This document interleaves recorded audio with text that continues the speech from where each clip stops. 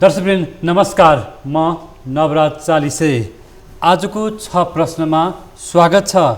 दर्शकवृन्द, यति बेला नेपालको राजनीतिक कालखण्डमा विभिन्न बखत नागरिकता जस्तो संवेदनशील विषयमा विभिन्न राजनीतिक टकराव द्वन्द्वहरू हुने गरेको छ। लामो राजनीतिक कालखण्डहरूलाई इतिहासलाई केलाउने हो भने नागरिकता जस्तो संवेदनशील विषयमा विभिन्न पटक राजनीतिक विवाद र तनावहरू भएको देखिन्छ। अहिले यति बेला नागरिकताको विषयमा ठुलो राजनीतिक द्वन्द्व देखिएको छ। आखिर नागरिकताको यति ठुलो महत्त्वपूर्ण विषयमा यो सत्तारूढ दल अथवा गठबन्धन सरकार र राष्ट्रपति संस्था बीचको आपसी तनाव द्वन्द्व किन बढिरहेको छ भन्ने सन्दर्भमा आम नागरिकको प्रश्न पनि छ। जनताको सर्वोच्च संस्था संसद र राष्ट्रपति संस्था जस्तो गरिमामय संस्था बीच यसरी टकराव हुनु पछाडिले गर्दा विभिन्न राजनीतिक स्वार्थहरू देखिएको छ र सरकार र राष्ट्रपति बीचको यो द्वन्द्व कहाँसम्म जाने हो त्यो अहिले भन्न सकिने अवस्था छैन। र नेपाली जनताले एउटा निशर्त रूपमा आफ्नो देशमा आफ्नो जन्मसिद्ध नागरिकता प्राप्त गर्नुपर्ने, एउटा नागरिकता पाउनुपर्ने यो नैसर्गिक अधिकार पनि हो। यो हक अधिकारका बारेमा पनि विभिन्न विवादहरू रहेको हामी देख्दछौँ। यिनै सन्दर्भमा आज हामी संविधान सभाका सदस्य तथा जनता प्रगतिशील पार्टी नेपालका वरिष्ठ उपाध्यक्ष डाक्टर शिवजी प्रसाद यादवसँग कुराकानी गर्नेछौँ। यहाँलाई स्वागत छ। धन्यवाद। धन्यवाद। यहाँ विशेष गरी पेसाले इन्जिनियर हुनुहुन्छ डाक्टर र शिवजी यादव अहिले राजनीतिक हिसाब किताब गर्दै हुनुहुन्छ। अहिले नेपालको राजनीतिमा नागरिकता जस्तो संवेदनशील विषयमा विभिन्न टकरावहरू देखिन्छ। यसलाई कसरी लिनुभएको छ? धन्यवाद। सबभन्दा पहिला त यहाँले नागरिकता के भन्छ पेसाले इन्जिनियर हुन्छ भनेर भन्नुभयो। शिक्षाले म इन्जिनियर छु, तर यो राजनीति कुनै पेसा होइन। यो देश समाजको हक हितको लागि जुनसुकै विधामा आफ्नो ज्ञान हासिल गरेको व्यक्ति राज्यको लागि, समाजको लागि, जनताको लागि, त्यसको हक हितको लागि यदि त्याग र समर्पणको भावनाले आउँछ भनेदेखि सबैको लागि यो ढोका खुला छ। त्यसको लागि कुनै पेसामा लागेको व्यक्ति अथवा शिक्षित अशिक्षित कसैलाई यसले चाहिँ नि छेकबार लाउँदैन। तर आज राजनीति पेसा भन्दा पनि पेसा एउटा सेवा भन्दा नि पेसा जस्तो हो। तपाईँले भनेको ठिक हो। यस्तो चाहिँ पर्न गएको छ, किनभने अहिलेको राजनीतिज्ञहरूको जुन व्यवहार छ हाम्रो देशमा, त्यसले गर्दा आम पब्लिकमा त्यस्तो छवि बन्न गएको छ। तर वास्तविकता त्यस्तो होइन। राजनीति त बिल्कुल सेवा भावले आउने एउटा चाहिँ यो काम, यसमा चाहिँ समाजको सेवाको लागि आउने एउटा माध्यम हो राजनीति। त्यसले गर्दा म चाहिँ त्यही सेवा भावले आएको छु। शिक्षाले म इन्जिनियर छु, तर अहिले समयले सन्दर्भले म संविधान सभामा पुगेँ र देशको लागि जनताको लागि केही योगदान मैले गर्न पाएँ। त्यसको लागि मलाई साह्रै आफूलाई गौरव छ। तर त्यति सङ्घर्ष गरेर संविधान बनाएर एक किसिमको त्यस्तो थिलथिलो माओवादीको समस्या भएको बेलामा थिलथिलो नेपाललाई जुन एउटा निकास दियो, त्यसलाई फेरि पनि बल्झाउने किसिमले जुन अहिले यहाँले जुन भन्नुभयो यो नागरिकता विधेयकमा किचलो भइरहेको छ, यो फेरि कता कता यो देशलाई बल्झाउने त होइन, अल्झाउने त होइन, फेरि त्यही दलदलमा फसाउने त होइन, त्यो आशंका उब्जेको छ।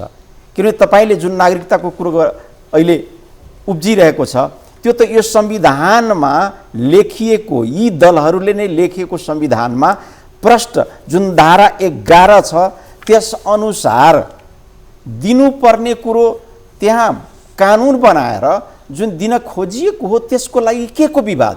बरु विवाद खडा हुने त गर्ने भए त संसदमा यही संविधानमै ती नागरिकताकै विषयमा यो धारामा विभिन्न त्रुटिहरू छन्, यसमा गरे हुन्थ्यो, छलफल गरे हुन्थ्यो। तर अहिलेको जुन बहस र छलफल र यहाँले जुन अहिले भूमिका बाँध्दाखेरि राष्ट्रपति र संसदको बीचको टकराव, यस्ता किसिमको राजनीतिमा यो फितलो किसिमको एउटा सानो संविधानमा लेखिएको व्यवस्थालाई जनताले डेलिभरी दिन खोज्दाखेरि यो दुई संस्था बीचको टकराव देखाएर राजनीतिको यो तरङ्ग जुन दिन खोजिएको छ यो साह्रै गम्भीर विषय हो, कहीँ झिल्कोले डढेलो नलागोस्, यहाँ आगो नबलोस्। मैले जुन भने नि फेरि पनि द्वन्द्व नै यो देशमा निम्तियोस्, त्यसमा चाहिँ हामी सचेत रहनुपर्छ। यति गम्भीर विषयमा जसरी खेलाँची गरेको देखिन्छ नि, एउटा राष्ट्रपति जस्तो गरिमामय संस्थाले पनि विभिन्न तहका व्यक्तिहरूलाई बोलाएर छलफल गरेको देखिन्छ। सैनिकहरूलाई होइन, सैनिकका उच्च अधिकारीहरूलाई, कूटनीतिज्ञहरूलाई, विभिन्न तहका व्यक्तिहरूलाई ल ठिक छ छलफल त भइरहेको छ, तर निकास दिनलाई भन्दा पनि विवाद बल्झाउनेतिर दुवै संस्था, एउटा संसद पनि अथवा सरकार पनि र राष्ट्रपति जस्तो संस्थाले पनि त्यो गरेको देखिँदैन। बिल्कुल बिल्कुल, यसमा चाहिँ संवैधानिक प्रावधान जुन किसिमको छ त्यो हिसाबले जुन राष्ट्रपति कहाँ पुगेको छ त्यसमा राष्ट्रपतिज्यूबाट जुन किसिमले त्यो एउटा कानुनी प्रावधान भएको र संवैधानिक प्रावधान भएको हिसाबले उहाँलाई फर्काउन सक्ने जुन अधिकार छ त्यसलाई टेकेर उहाँले जुन फर्काउनु भएको छ त्यो बिल्कुल एउटा टेक्निकल संविधानमा लेखिएको आधार मात्रै हो। त्यसमा यहाँले भने जस्तो यो बेलामा यही विषयमा छलफल, यहाँ चाहिँ सेनासँग यो विषयमा छलफल किन गर्नुपर्ने? नागरिकताको विषयमा अब उहाँ सेनासँग छलफल त जहिले पनि गर्न पाउनुहुन्छ, तर यही बेलामा उहाँ गरेकोले आशंका उब्जेको छ। वास्तवमा भन्नुहुन्छ भनेदेखि यो नागरिकताको विषयमा सेनासँग छलफल गर्नुपर्ने त होइन, विशेषज्ञसँग बुझ्न खोज्नुभयो त्यतिसम्म ठिक छ, तर यही विषयमा यदि सेनासँग पनि छलफल गरिएको हो भनेदेखि यो कुरो चाहिँ नि साह्रै आपत्तिजनक र गम्भीर छ। सेनासँग त राष्ट्रिय सुरक्षाको विषयसँग छलफल गर्ने हो नि। मलाई लाग्दैन राष्ट्रपतिजी त्यस्तो कच्चा हुनुहुन्छ। हुनसक्छ सन्दर्भ परेर यही बेलामा त्यही यो सुरक्षा सम्बन्धी कुनै कामले सेनासँग छलफल गर्नुभयो भने त्यसलाई अन्यथा लिनु भएन, तर मानिसलाई के पर्यो भनेदेखि यो बेलामा फर्काएको बेलामा राजीनामा गर्छु भन्ने खालका मेसेजहरू बाहिर आइरहेको बेलामा कहीँ सङ्कटकाल त लगाउने होइन कुनै न्युमा भन्ने खालको जनताहरू तरङ्गित भयो भनेदेखि कुनै न्युमा सङ्कटकाल त लगाउने होइन भन्ने खालको आशंका उब्जेको छ। तर म यहाँलाई प्रष्ट भनौँ, साँच्ची भन्नुहुन्छ भनेदेखि जस्तै भनौँ राजीनामा पनि दिने कुरासम्म बाहिर आइसक्दाखेरि यो परिस्थितिलाई राष्ट्रपतिले राष्ट्रहितमा सम्झेर सङ्कटकाल पनि लगाउन सक्ने अवस्था छ र होइन? त्यही त मैले भने नि, मानिसहरूले उपशङ्का गर्न थाल्ने सेनालाई किन अहिले बोलाएर छलफल गर्नु पर्यो? नागरिकता सम्बन्धी छलफल गरेर त कानुन व्यवसायी, नागरिकतासँग सम्बन्धित एक्सपर्टहरूलाई शब्द अक्षर धारा धारामा चाहिँ के हो पठाएको संसदले नि यत्रो छलफल गरेर पठाएको कुरोमा कहीँ केही त्रुटि छ कि त्यो बुझ्नलाई त्यतिसम्म ठिक छ। डाक्टर यादव जस्तो यहाँ आफै पनि विज्ञ पनि हुनुहुन्छ, तर अर्को तर्फबाट एउटा धारणा पनि आइरहेको छ कि नेपाल नागरिकता बाँड्ने थलो देश बन्दैछ, भोलि यसको राष्ट्रियता सङ्कटमा पर्न सक्छ, यो निर्वाचनमा ठुलो चलखेल हुन सक्छ। विशेष गरेर हाम्रो भारततर्फ अथवा उत्तरतर्फका देशहरूबाट जसरी तिब्बत छ, हाम्रो दक्षिणतर्फ भारत छिमेकी मुलुक होइन जोडिएको हुनाले भोलिको दिनमा कतै नेपाल नागरिकता बाँड्ने थलो बन्न सक्छ, त्यसतर्फ यो एउटा नागरिक समाजले चिन्ता गरेको पनि देखिन्छ नि त। एकदम नवराजी, यहाँले एकदम गम्भीर विषय उठाउनु भयो। वास्तवमा भन्नुहुन्छ भने हाम्रो देशको भूगोल अरू थुप्रै देशभन्दा फरक छ। संसारमै सबभन्दा घना पपुलेसन भएको देश हाम्रो दुईतिर छ, छिमेकीसँग सँगैको बङ्गलादेश पनि छ। भने सबभन्दा यो रिजनमा घना बस्ती घना आबादी भएको मुलुकको छेउमा हामी भएको निश्चय पनि माइग्रेसनको सवालमा हामी सतर्क हुनै पर्छ।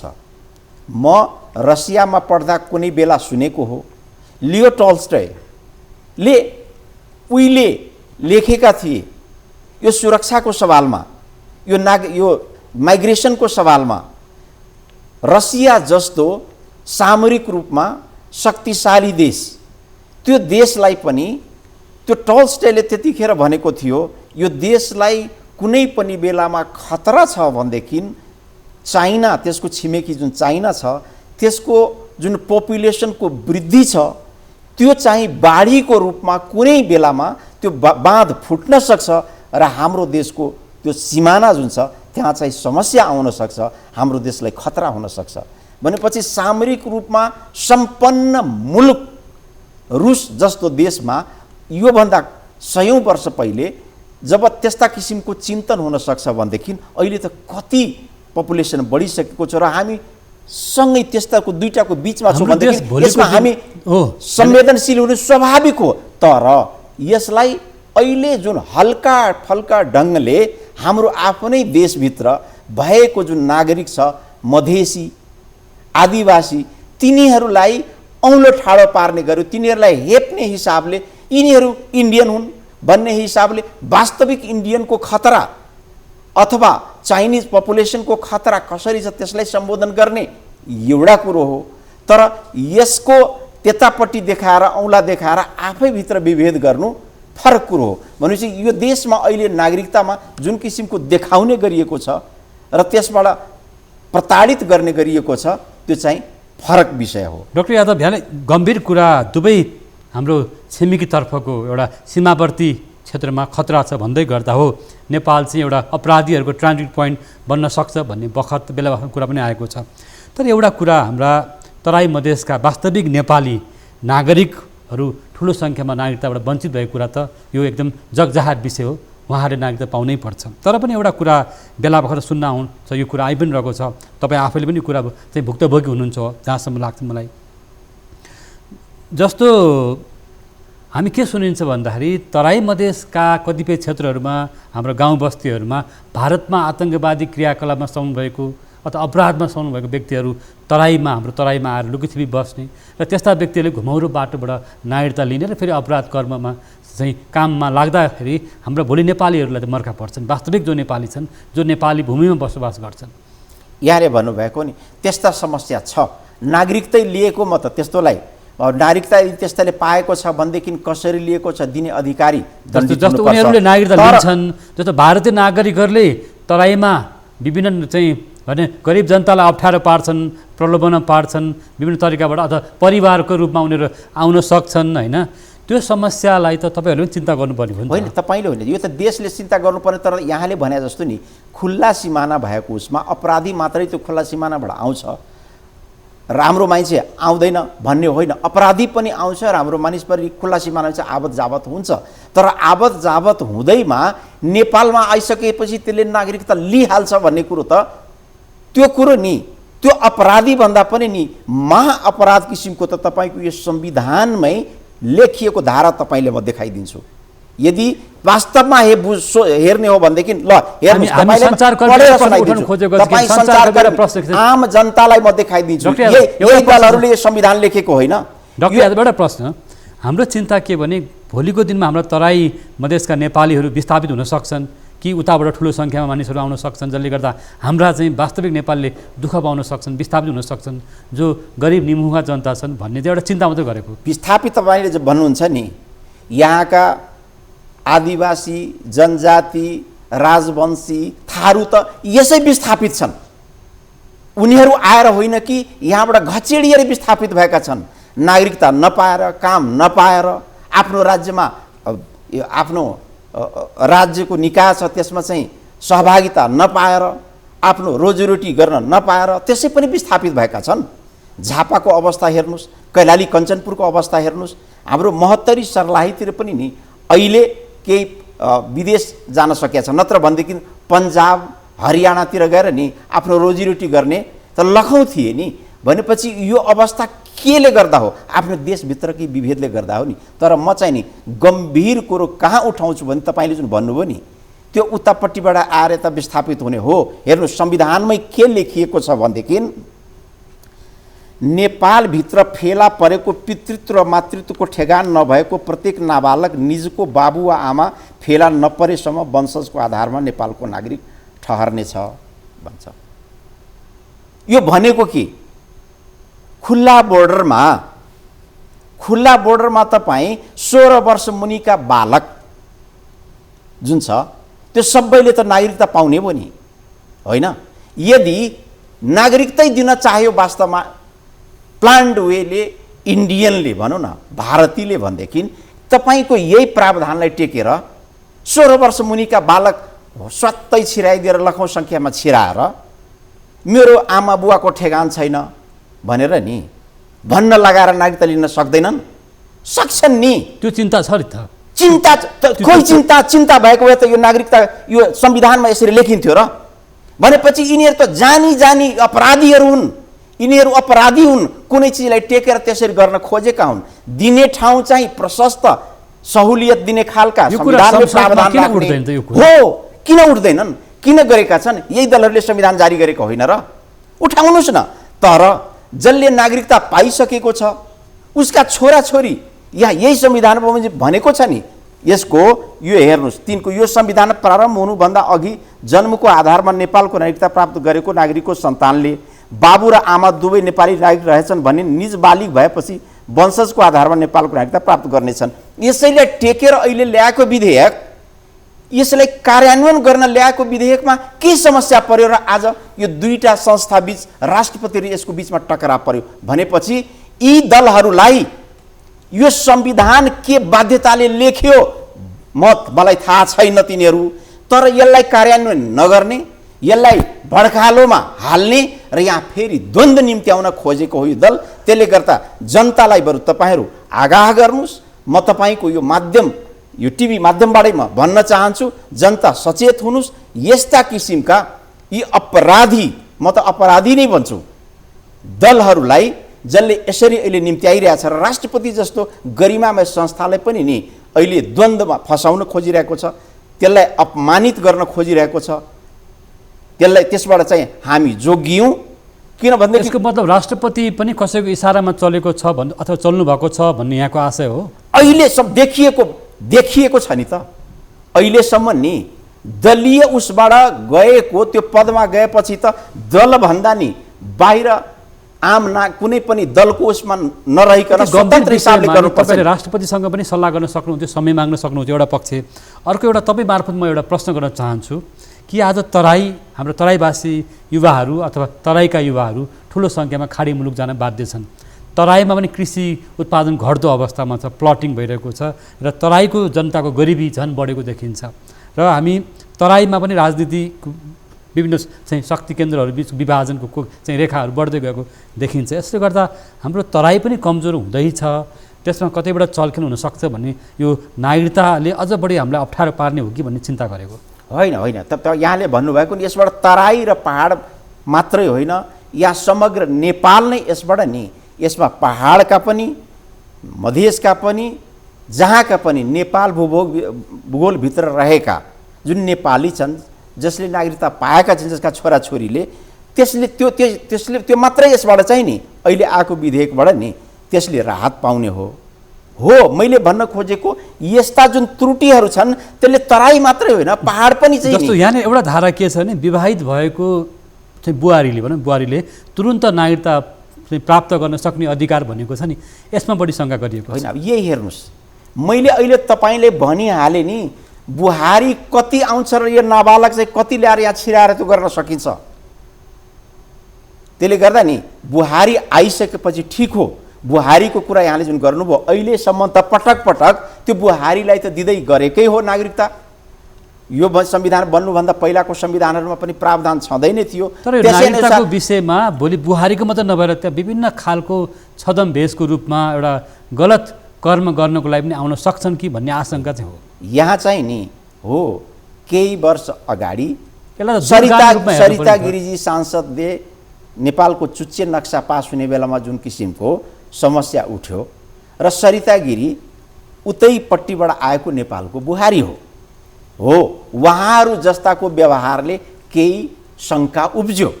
जुन माटोमा जन्म्यो, हुर्क्यो, त्यहाँको माया भइसकेपछि, बुहारी भएरै आइसकेपछि पनि उसलाई माया चाहिँ त्यो माटोको हुँदो रहेछ भनेपछि गम्भीर छलफल त्यसमा गरौँ। कतिसम्म उसलाई हक अधिकार दिने, राष्ट्रपतिको पद, कार्यकारी प्रधानमन्त्रीको पद दिने कि नदिने, त्यस्ता बुहारले त्यसमा चाहिँ नि गम्भीर छलफल गरौँ। तर नागरिकतै नदिउँ, 7 वर्ष अल्झाउँ, 7 वर्षपछि पनि नि त्यसलाई राष्ट्रपति हुने नै गरी पाओस् भन्ने यी सब कुरा बरु त्यतापट्टि छलफल अगाडि बढोस्। म तपाईँलाई नि अघि नै मैले जो ल्याएको थिएँ, अझ त्योभन्दा पनि गम्भीर त्रुटि यहाँ के छ भनेदेखि म त्यो विषयमा नै आउँछु। पालो भएको छ ब्रेकको।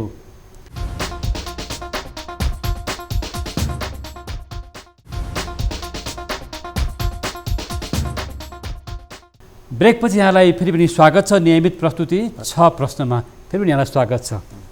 डाक्टर यादव, धन्यवाद। यहाँले निकै एउटा जोसिलो रूपमा बोलिरहनु भएको छ। एउटा नागरिकताको बारेमा यति ठुलो चिन्ता चासो आज भइरहेको छ।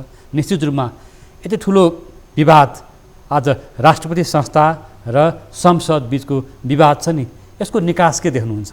होइन, यसको निकास त सहज छ। हेर्नुहोस्, अहिले निर्वाचनमय देश भएको छ र यो विधेयक मलाई शङ्का लाग्छ यही बेलामा यो पटक पटक यही प्रतिपक्षले पनि यही विधेयक ल्याएकै थियो, त्यसमा फगत रूपमा त्यो अदालतलाई पनि यसमा मुछियो, अदालत पनि बदनाम भए, आखिर त्यहाँबाट रोकाएर पछि त्यहीँबाट फेरि खोलियो पनि। र अहिले यो सरकारले जुन ल्याएको छ त्यो पहिलाको त्यो अहिलेको प्रतिपक्ष एमाले जतिखेर ल्याएको त्योभन्दा पटक्कै फरक छैन। थोरै फरक कहाँ हो भनेदेखि यही संविधानको धारा 14 बमोजिम यो गैर आवासीय नेपाली नागरिकलाई प्रदान गर्ने सकिने जुन नागरिकता छ त्यो थपिएर आएको छ भनेपछि नि यो दुईटा यो संवैधानिक अधिकार संविधानमा भएकै कुरोलाई कार्यान्वयन गर्न ल्याइएकोले यसलाई कुनै पनि इफ बट नगरिकन पास गर्नुपर्ने हो।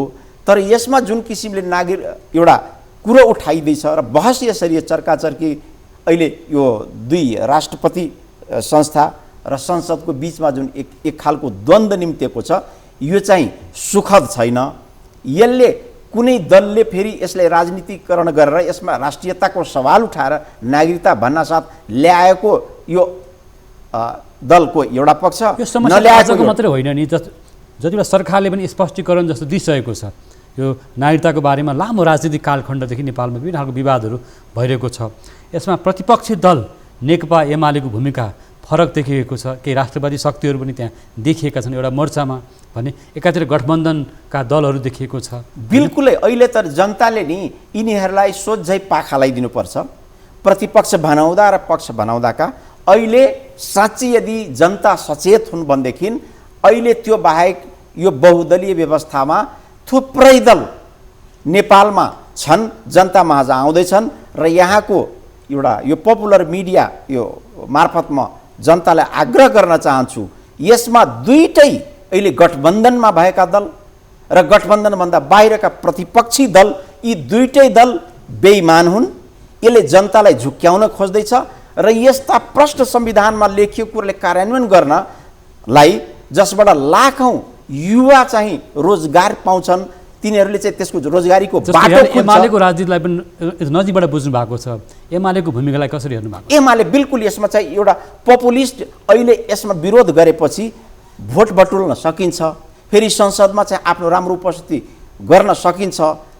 योभन्दा पहिलाको इलेक्सनमा जुन किसिमले नाकाबन्दीमा एउटा राष्ट्रियताको चर्को नारा लगाएर राष्ट्रवाद एउटा नक्कली राष्ट्रवादको त्यो नारा दिएर जुन किसिमले एउटा भोट लिए र त्यसलाई कसरी दुरुपयोग गरे जनताले त देखेकै छ। त्यसले अहिले फेरि पनि यही कुरो उठाएर यो नागरिकताको सवालमा दल र राष्ट्रपति भन्दा पनि त आखिर देश राष्ट्र त माथि नै हो नि। बिल्कुल। र राष्ट्रपतिले यदि साँच्चै यति बेला नागरिकताको विषयमा जुन खालको उहाँले एउटा चिन्ता चासो राख्नु भएको त एउटा स्वाभाविक पनि होला नि त।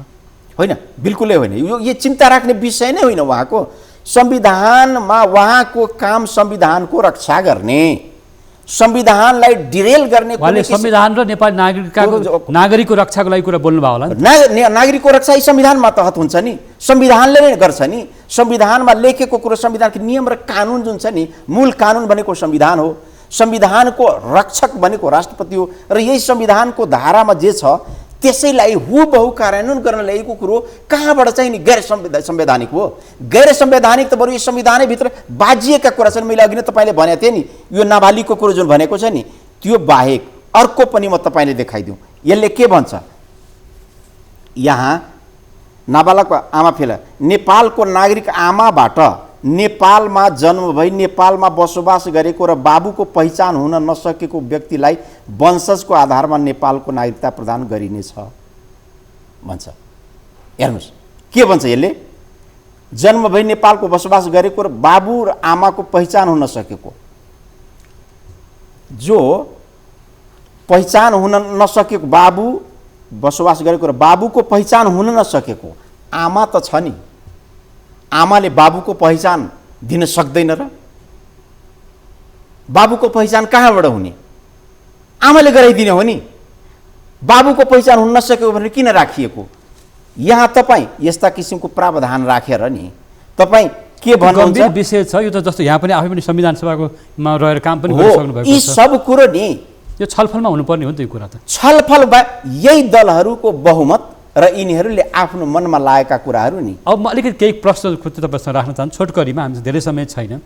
अहिले संसदले फेरि राष्ट्रपतिकोमा विधेयक पठाउँदा राष्ट्रपतिको अब भूमिका के हुन्छ? उहाँले रोक्न सक्नुहुन्छ? उहाँले यतिसम्म पनि बाहिर कुरा चर्चाहरू आएको छ जबरजस्ती गर्यो भने राष्ट्रपतिले राजीनामासम्म दिन सक्ने भन्ने कुराहरू अहिले चर्चामा पनि छ।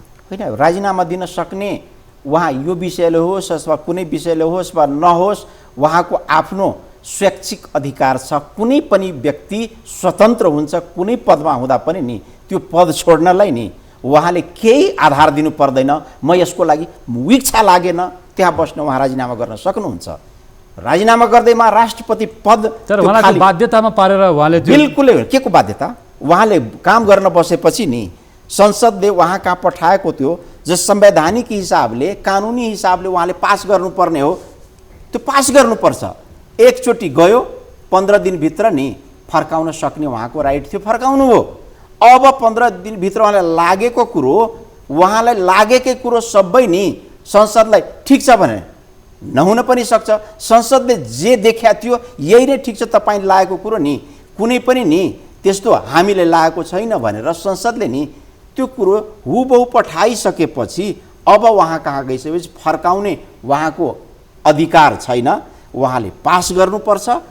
पास गरेपछि यदि उहाँलाई उहाँको अन्तरात्माले भन्छ यसले कुनै केही त्यो गर्यो भनेदेखि निर्वाचन आउँदैछ, त्यसपछि त जनताले देखाइहाल्छ नि यो गठबन्धनले नि साँच्चै के गल्ती गरेको हो। त्यसमा भनेदेखि त आम पब्लिकले नि त्यसलाई भोटैबाट यो गठबन्धनलाई नि हराइदिइहाल्छ नि त।